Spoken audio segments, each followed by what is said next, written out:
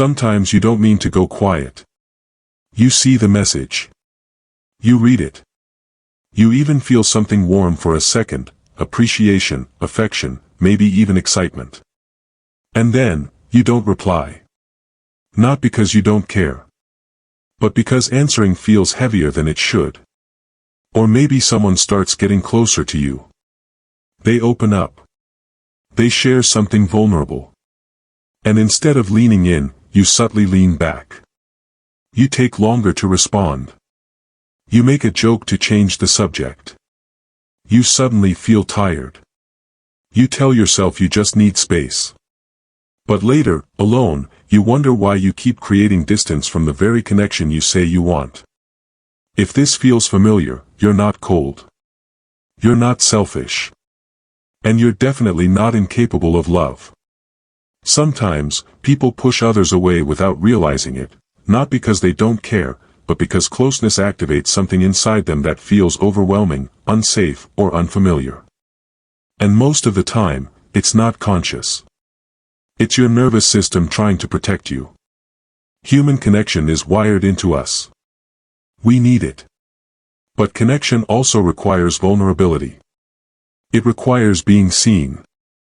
And for some nervous systems, being seen does not automatically feel safe. If you grew up learning to rely only on yourself. If your emotions were dismissed or misunderstood. If love felt unpredictable, conditional, or overwhelming. Your brain adapted. This is where patterns like avoidant attachment begin to form. Not as a personality flaw, but as a survival strategy. Avoidant attachment doesn't mean you don't want love. It means that when intimacy increases, your nervous system quietly activates a protective response. It can feel like irritability. Or sudden doubt. Or the urge to withdraw. On the surface, it looks like disinterest. Underneath, it's self-protection. Closeness requires emotional exposure. And exposure can trigger old memories, not always clear images, but emotional imprints. Your body remembers what it felt like to be overwhelmed, criticized, rejected, or let down. So when someone starts depending on you emotionally, your system might interpret that as pressure. Pressure to perform. Pressure to respond perfectly. Pressure not to disappoint. Hyperindependence often grows from this place. You convince yourself you don't need much from anyone. You handle things alone. You minimize your own needs. It feels strong. But it also keeps people at arm's length. There's another layer to this that feels less obvious: nervous system overload. Social interaction, especially meaningful interaction, requires emotional processing. You're reading tone, facial expressions, subtle cues. You're regulating your own responses. If your system is already stressed, from work, from life, from constant mental stimulation, connection can feel like one more demand. Even if you love the person. That's why you might feel exhausted after spending time with someone you genuinely care about. It's not that they're draining. It's that your nervous system is already stretched thin. And when the system is overwhelmed, it defaults to protection. In relationships, protection often looks like withdrawal. Maybe you ignore messages because replying feels emotionally heavy. You tell yourself you'll answer later when you have more energy. But later turns into days. Maybe after a deep conversation, you feel exposed. Instead of feeling closer, you feel slightly panicked.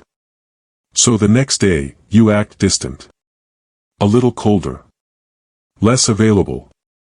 Maybe you use humor whenever things get too serious.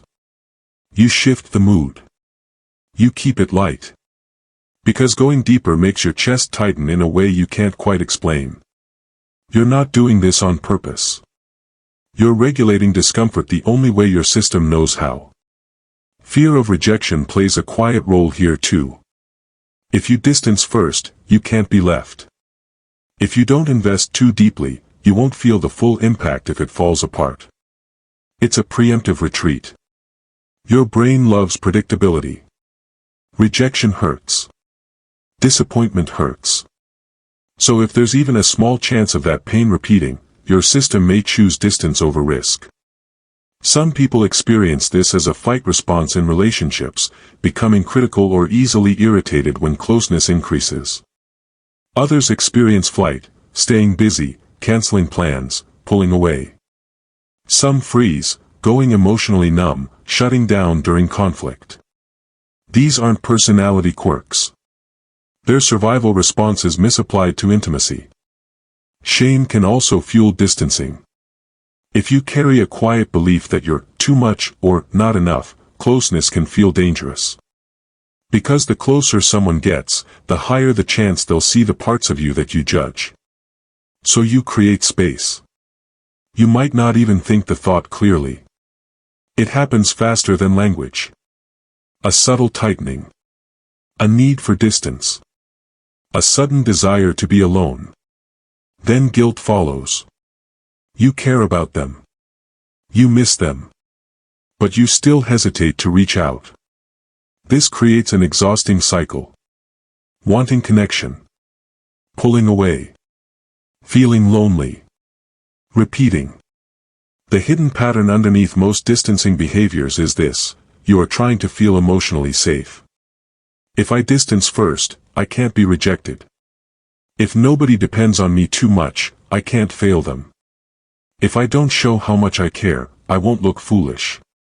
Your brain learns these rules over time. Every time distance reduces anxiety, even slightly, your nervous system registers it as effective. Relief reinforces the behavior. That's how protective patterns become automatic. The problem is, protection and connection require opposite behaviors. Protection says, close off. Connection says, open slightly. So how do you start shifting something that feels automatic? Not by forcing yourself to suddenly become emotionally transparent. Not by shaming yourself into replying faster or being more available. Change begins with awareness of the moment your system starts to shut down. There is usually an early signal. A subtle one. A heaviness in your chest. A thought like, this is too much. A sudden urge to distract yourself.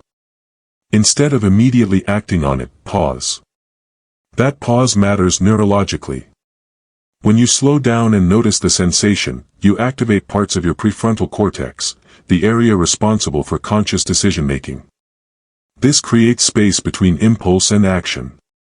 You might say to yourself, I'm feeling the urge to withdraw right now. Naming the state reduces its intensity.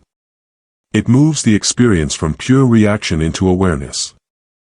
Then regulate before responding.